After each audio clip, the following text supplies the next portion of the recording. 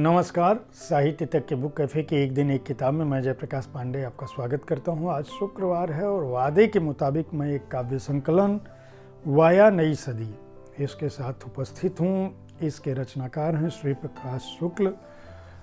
श्री प्रकाश शुक्ल हमारे समय के एक महत्वपूर्ण कवि हैं। 18 मई 1965 को सोनभद्र उत्तर प्रदेश के बरवा गांव में उनका जन्म हुआ। इलाहाबाद विश्वविद्यालय से स्नातकोत्तर और पीएचडी की उपाधि प्राप्त की।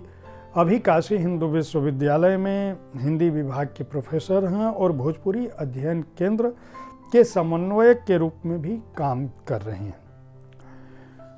उन्होंने जो उनकी प्रकाशित कृतियां हैं, अपनी तरह के लोग, जहां सब शहर नहीं होता, बोली बात, रेत में आकृतियां, उरहन और अन्य कविताएं, कवि ने कहा, क्षीर सागर में नींद, ये कविता संग्रह हैं।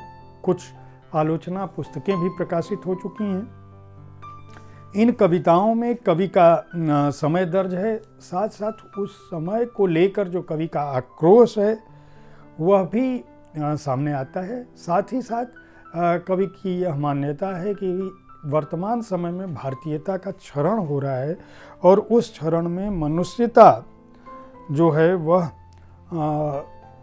एक तरह से या तो खो रही है या प्रभावित हो रही है। इन कविताओं में बिला रही मनुष्यता के बारे में एक आह्वान है। मैं ज़्यादा समय कविताओं के बारे में न बोलकर या उनकी समीक्षा या उन पर विवेचना या उन पर टिप्पणी न करते हुए कविताएं ही पढ़ता हूं, क्योंकि मैं यही करता हूं इस कार्यक्रम में, ताकि आपको समझ में हो कि श्री प्रकाश शुक्ल की जो कविताएं हैं वह किस रूप की हैं, किस विन्यास के साथ उपस्थित हैं, किस तरह के भावों और संवेदनाओं के साथ उपस्थित हैं और उन कविताओं को आपको क्यों पढ़ना चाहिए। भरोसा, यह एक कविता का शीर्षक है। दिन बहुत उदास है, रात भारी, भोर है कि थकी थकी, सुबह पड़ी है अलसाई, रास्ता लंबा है, भीड़ से अटा पड़ा, सब हैं, बहुत हैं, काफ़ी हैं, फिर भी कोई नहीं जिससे बन सके बात। कुछ पेड़ हैं इधर उधर जो चुप हैं और देख रहे हैं हर क्षण बदलते हुए दृश्य को। समय करवट बदल रहा है और शाम आकर टिक गई है पत्तों पर। एक चिड़िया ले आई है कुछ तिनके जिससे वह घर बनाएगी। आकाश से झड़ रही है अंधेरे की पाखें और सुबह का भरोसा अब इसी चिड़िया से है। प्रकृति की वानगी वाली इस कविता के बाद आप हत्या शीर्षक से जो कविता है, उन्होंने कहा कि यदि वह बोलना बंद कर दे तो एक दिन बड़ा आदमी बन जाएगा। उन्होंने कहा कि यदि वह बोलना बंद कर दे तो एक दिन बड़ा आदमी बन जाएगा। उसने चुप रहने की बहुत कोशिश की, लेकिन कठिन साधना के बाद भी वह ऐसा कर न सका और उसने सोचा, चुप्पी के काइयेपन से दूसरे की हत्या करने से कहीं बेहतर है बोल बोलकर खुद के भीतर की जमी काइयों का वध करना। यह सोचता हुआ वह एक बहती हुई नदी के भीतर उतर गया और बगल में फेंकी गई एक पानी की बोतल को हाथ में लेकर जोर से हंसा और बोला, कितनी हत्याओं के बाद यह बंद होती है और चुप भी। एक और कविता मैं पढ़ता हूँ जिसमें देव दीपावली कविता का शीर्षक है। यह स्वर्ग के अवतरण की लीला नहीं थी, नरक से मुक्ति का आवाहन था।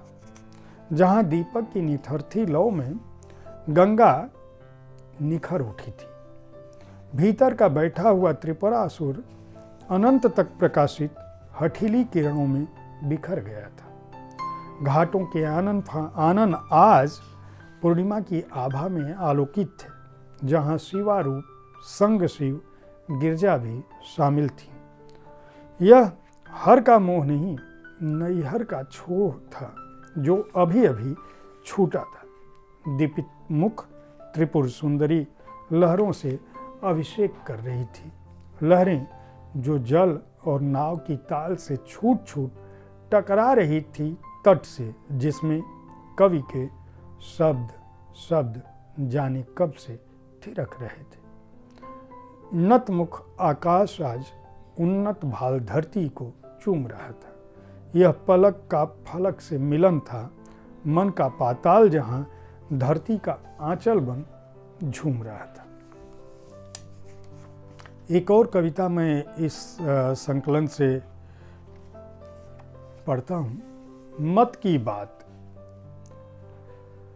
चुप्पा आदमी बहुत क्रूर होता है। वह चुपचाप सोचता है और खुलकर नोचता है।